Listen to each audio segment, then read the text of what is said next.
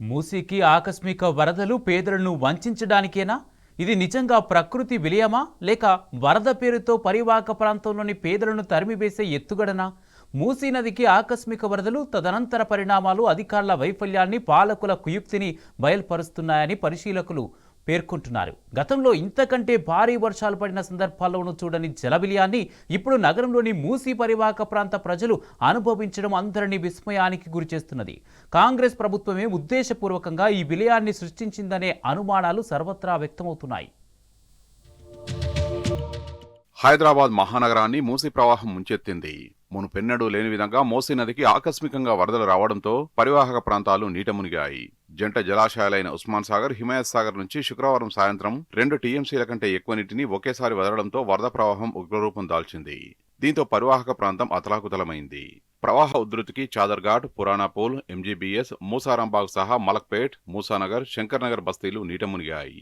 పేదల ఇండ్లలోకి రాత్రి ఒక్కసారిగా వరద చేరడంతో కట్టు బట్టలతో ప్రాణాల్ని అరచేతిలో పెట్టుకుని బయటకు పరుగులు తీశారు. ఇండ్లన్నీ వరదలో చిక్కుకుపోవడంతో సామాగ్రి, నిత్యావసరాలు నీటపాలయ్యాయి.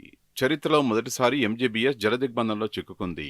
2 రోజులుగా భారీ వర్షాలు కురుస్తున్నా వరద నీటి ప్రవాహాన్ని అంచనా వేయకుండా వరద మొత్తాన్ని ఒకేసారి విడుదల చేయడం వల్లనే మూసీలో వరద తీవ్రత పెరిగిందని పరివాహక ప్రజలు ఆరోపిస్తున్నారు.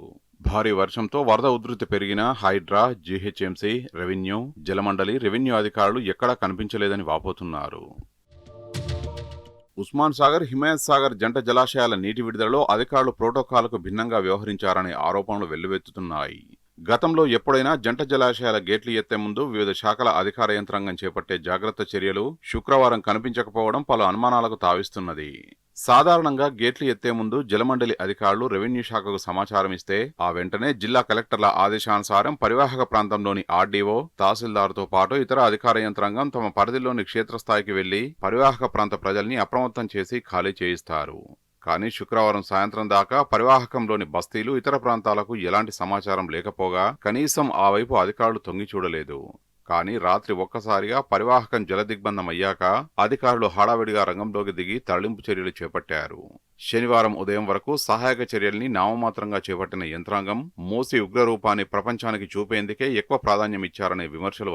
మూసీ ఎగువ ప్రాంతాల్లో వరుసగా కుండపోత వర్షాలు లేనప్పటికీ గతంలో చవిచూడని కష్టాలను పరివాహక ప్రాంతంలోని బస్తీవాసులు అనుభవిస్తున్నారు.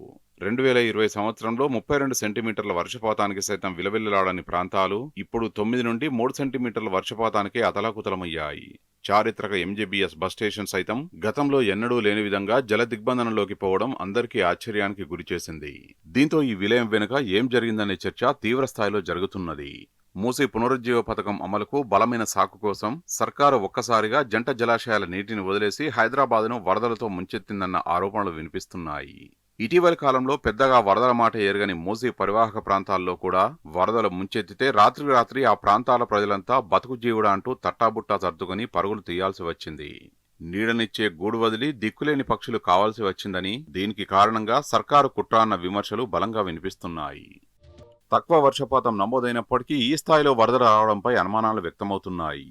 మూసీ పరివాహక ప్రజల్ని భయభ్రాంతులకు గురిచేసేందుకే జంట జలాశయాల్లో పూర్తి స్థాయిలో నీటిని నిల్వ చేసి ఒక్కసారిగా గేట్లు ఎత్తారన్న ఆరోపణలు వినిపిస్తున్నాయి. ప్రజా వ్యతిరేకతతో ఆగిన కూల్చివేతలు, కాంగ్రెస్ ప్రభుత్వం మూసీ సుందరీకరణ ప్రాజెక్టు పేరుతో నదీ పరివాహకంలో ప్రపంచ మురికి కూపంలా మారిన మూసీని ప్రక్షాళన చేయాలనేది ఉమ్మడి రాష్ట్రం నుంచి ప్రభుత్వాలు ప్రయత్నిస్తున్నాయి. వాటికి కొనసాగింపుగానే రేవంత్ రెడ్డి ప్రభుత్వం కూడా కాళేశ్వరం ప్రాజెక్టు నుంచి జలాల్ని మూసీకి తరలించే ప్రాజెక్టుకు ఇటీవలనే శంకుస్థాపన చేశారు. కాకపోతే పరివాహకంలో దశాబ్దాలుగా జీవిస్తున్న నిరుపేదల నుంచి పెద్ద ఎత్తున ఆగ్రహం వ్యక్తం కావడంతో వారి ఇండ్ల కూల్చివేతను తాత్కాలికంగా వాయిదా వేశారు.